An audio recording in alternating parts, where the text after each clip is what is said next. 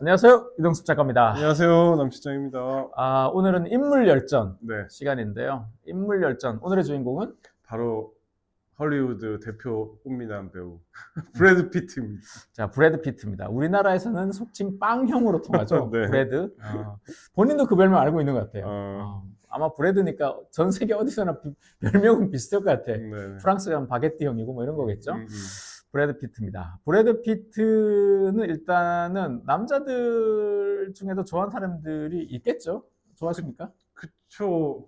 근데 이제 너무 젊었을 때는 뭐 친근한 아저씨 같은 느낌이 지금 있는 것 같아요. 예전에는 와 정말 잘생겼네, 멋있네, 후카시, 짱 막 이랬다가 지금은 그냥 수더분하게 나오면서 네. 어떤 브래드 피트 나왔던 영화 중에 저는 좋아하시는- 브래드 피트 나온 영화 중에는 제일 좋았던 것은 역시 파이트 그쵸.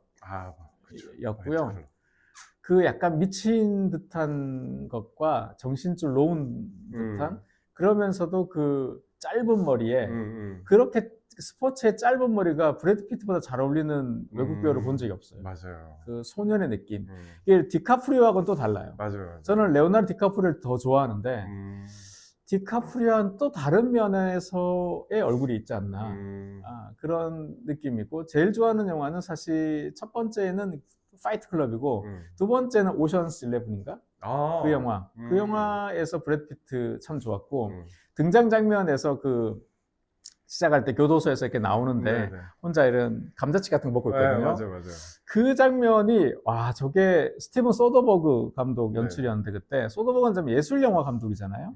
그래서 그때 당시로서는 섹스 라이즈 앤 비디오 테이프인가 그 영화로 되게 유명했던 네네. 감독이어서 그런 상업적인 영화를 찍을 줄 몰랐는데 아마 그런 것 같이 그런 상업적인 영화를 찍어서 돈을 벌어서 다시 예술을 찍는 그런 어떤 메커니즘을 조지 클루니하고 브래드 피트가 좀 선호했던 것 같아요. 그래서 그 감독을 도와주고자 아마 기획하고 출연해서 제작했던 영화인 것 같은데 그렇게 나중에 이제 시나리오를 쓰면서 알았는데 캐릭터를 잡는 데 있어서 정말 너무 잘 잡은 거죠. 그냥 그 과자 먹는 정장을 입고 그렇게 잘생긴 애가 기대에 서가지고 과자를 먹으면서 장면을 한다. 그건 한국 영화에서 본 적이 없거든요. 또 그런 것도 있지. 한국 영화 같으면 만약 황정민이야 과자 먹는데 새우깡이야 이상하거든. 외국 과자는 모르니까 그 문화적인 어떤 그런 거 맥락을 모르니까 그냥 과자 그 자체에 꽂히니까 그 뭐랄까 그 브래드 피트 갖고 있는 여유랄까요? 개구장이랄까요? 소년스러움이랄까? 그런 것들이 그 한 장면 속에 이해되더라고요. 그래서 쟤는 재미를 위해서는 목숨까지 걸 수 있는 애구나. 그런 무모한 느낌도 좀 있고 그런 여러 가지가 이제 그 장면에 녹아 있었던.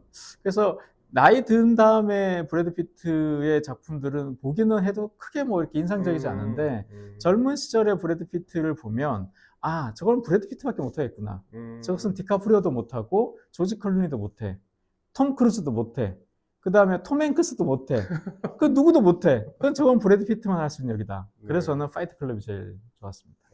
남 실장님 어떤 작품 좋아요? 저는 이제 후기 영화로 치자면 그 원스 어폰 타임 인 할리우드 거기 나왔던 그 영화. 크리프 보스 그 스턴트맨 그것도 약간 좀 비슷하지 않아요? 오션스 11하고 그 캐릭터의 느낌은 다른가요? 조금 다른 것 같아요. 더 뭔가 못 배운 티가 나고 뭔가 더 남성성이 더 폭발하고 맞아 남성성이 더 거의 폭발. 거기서 이제 음주에 술에 절여지고 막 몸쓰는 역할만 하고 그러잖아요. 그러니까 그냥 별로 그 대사도 별로 없고 그냥 몸으로 보여주고 그런 것들이 은근 그 뭔가 이제 약간 물 빠진 마초성 이런 느낌이 들어가지고 되게 자연스러웠던 것 같아요. 물 빠진 마초성이면 말이 많아지지 않나? 한국의 중년 남성들은 많이 많아지는 것 같은데? 호르몬 작용으로 눈물도 많아지고. 그거랑 그 이제 에드 아스트라라는 영화 있잖아요. 그건 뭔지 모르겠는데. 이제 아버지를 찾아서 화성으로 가는 얘기거든요. 그건 못 봤어요. SF 영화인데 그 영화도 전 되게 좋게 봤어요. 감독이 누구? 감독은 생각이 안 나는데. 그런 영화 있었어요? 아버지가 이제 그 이름 뭐지?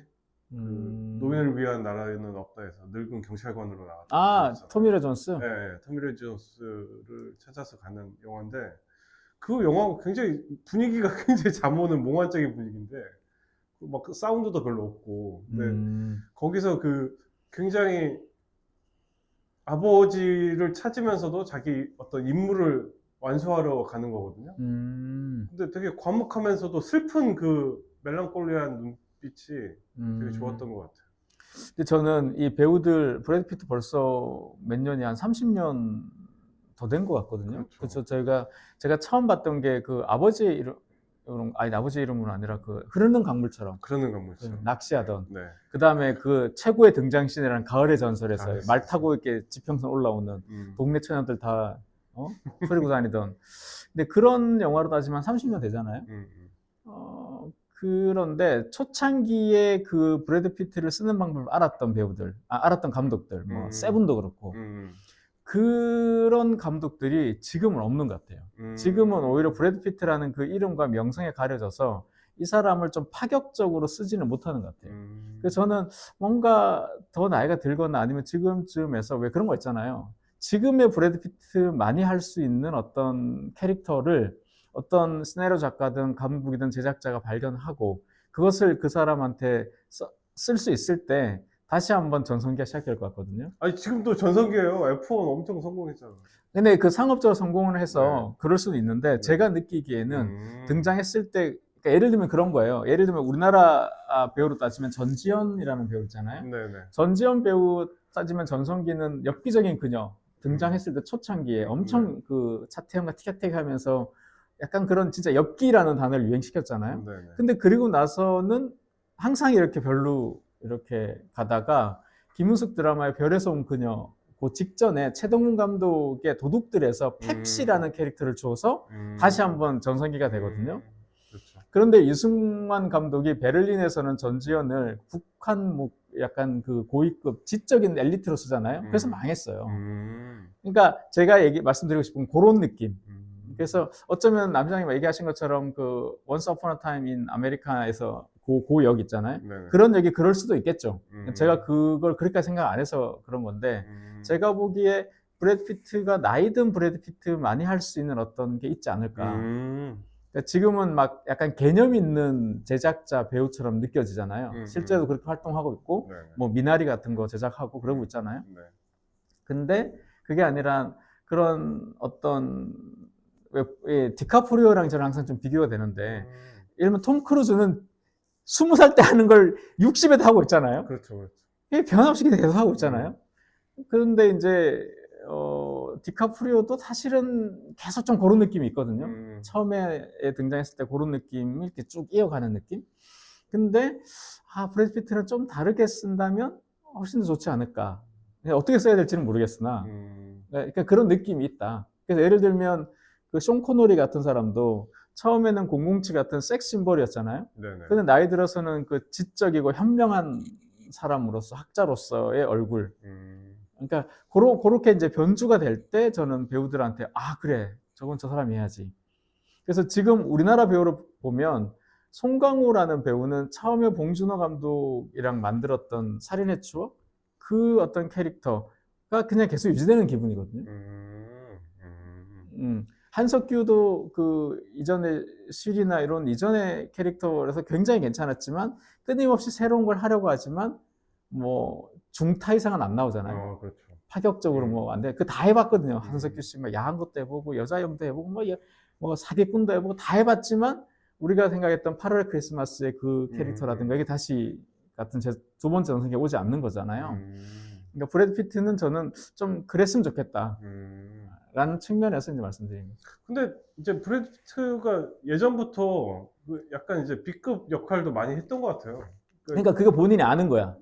돌파구를 찾으려고. 저는 기억나는 게 이제 펄프 픽션 이전에 트루 로맨스라는 영화가 있었어요. 예. 거기도 크리스찬 슬레이터.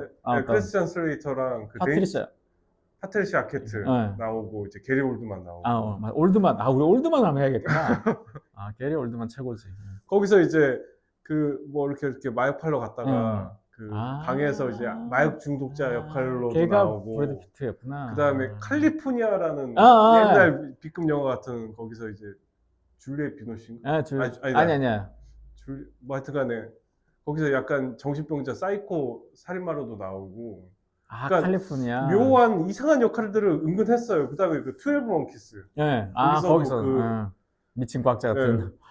그 그 영화도 엄청 좋았잖아요. 테리 길리엄 토요목스. 네, 그 영화도 지금 시점에 봐도 되게 좋은데.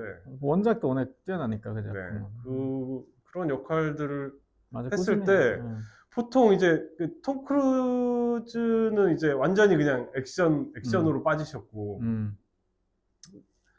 브래드 피트는 이게 나름의 어떤 뭐 흐르는 강물처럼, 그 다음에 뭐 뱀파이어의 인터뷰, 그 다음에 조블랙 사랑 이런 것 이렇게 꽃미남으로도 가다가도 뭐 그런 쪽으로 잘 빠졌던 것 같아요.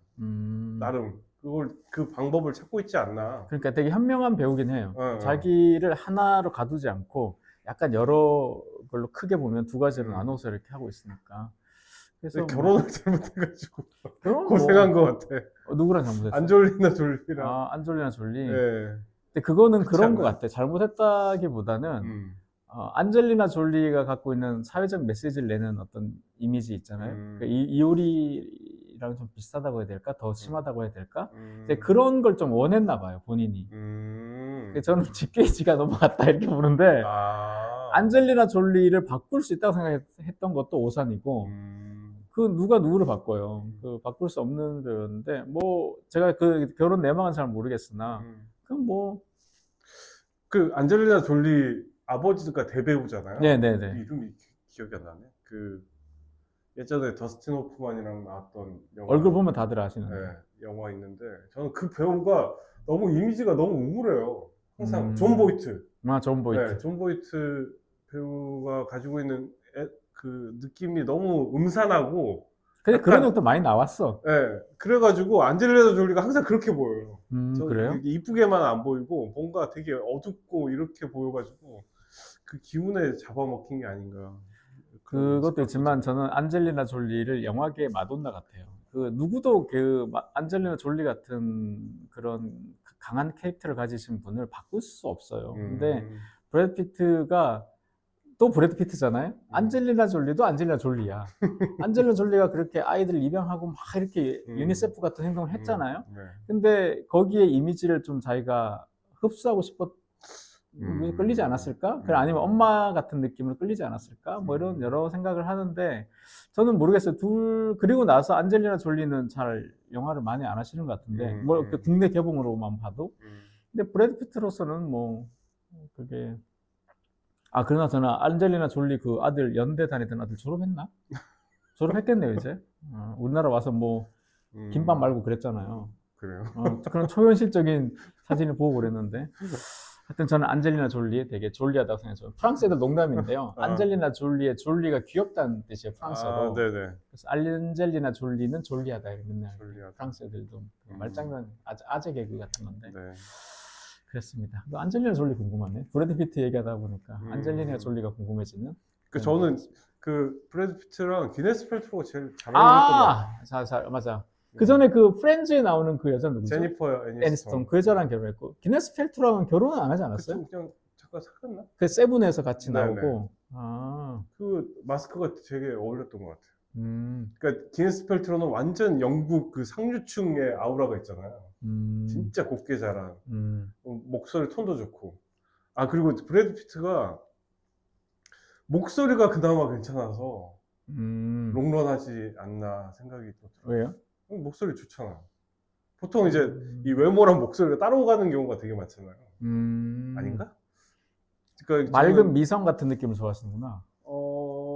그렇죠. 그러니까 연기의 폭은 별로 없는데 톤 자체는 나쁘지 않은 것 같아요. 그러니까 우리가 그 액션 스타 더 락 보면 생긴 거에 비해서 목소리가 너무 좋잖아요. 그리고 이제 그 영국에도 이드리스 엘바라는 흑인 배우 있거든요. 그 배우도 목소리가 너무 좋아가지고. 그렇게 얘기하니까 목소리가 그 조지 클루니는 얼굴과 목소리가 너무 전형적이구나. 그렇죠. 그래서 별로 매력이 없구나. 잘생겼는데 목소리도 중후해서 매력이 없는데. 그러니까 맷 데이먼이 생긴 건 별론데 목소리가 되게 여러 가지 폭을 연기할 수 있는 소리여가지고. 근데 이제 벤 애플렉은 그 둘이 절친이잖아요. 네네. 목소리가 똑같아. 그래서 벤 애플렉은 맨날 똑같은 연기하는 것 같잖아요. 생긴 것도 훨씬 잘생겼지. 네, 잘생기고 하는데. 그래서 그런 어떤 그 연기의 폭은 브래드 피트가 미묘하게 여러 가지로 가져갈 수 있는 그런 것 같아요. 게리 올드만도 그렇고. 저는 브래드 피트는 그 말투라고 생각했거든요. 그 왜 현빈 같은 경우도 말투가 그렇게 지금처럼 다듬어지면서 엄청 떴잖아요.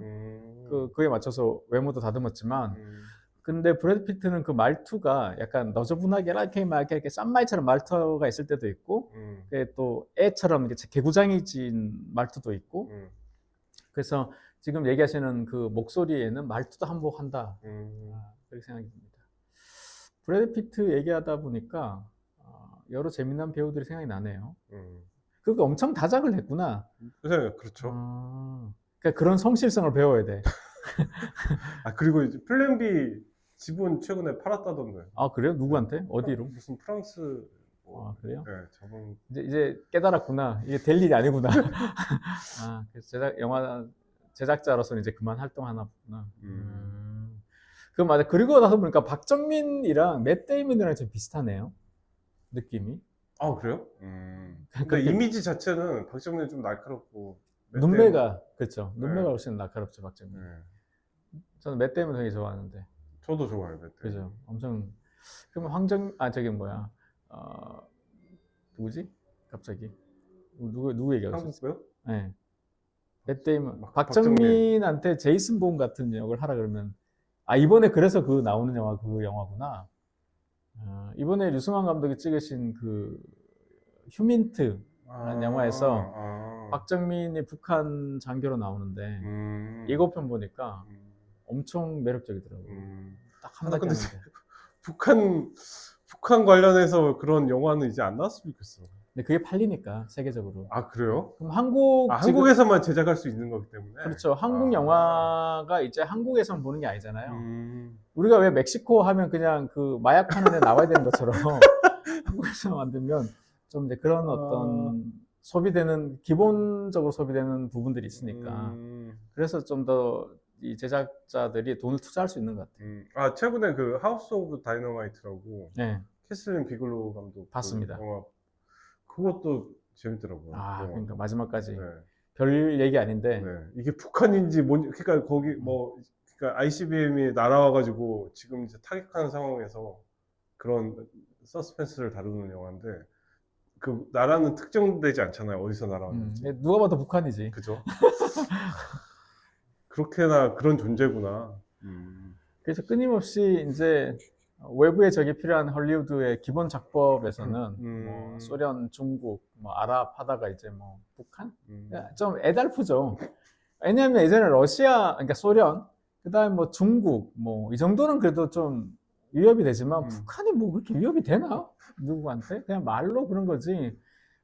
좀 그렇습니다. 그래서 뭐 여기 뒤에는 잘라야 될 것 같은데 너무 따지는데. 그냥 맞죠. 뭐. 하여튼 브래드 피트 되게 좋은 배우고 훌륭한 배우고 성실한 머니볼도 엄청 머니볼은 따로 다뤄야죠. 야구를 좋아하는 저로서는 그래요? 진짜 따로 할까요? 따로. 예, 네. 머니볼은 제가 우리 다음에 머니볼은 따로 한번 하는 걸로 하도록 하겠습니다. 그래서 브래드 피트 마지막으로 한 말씀.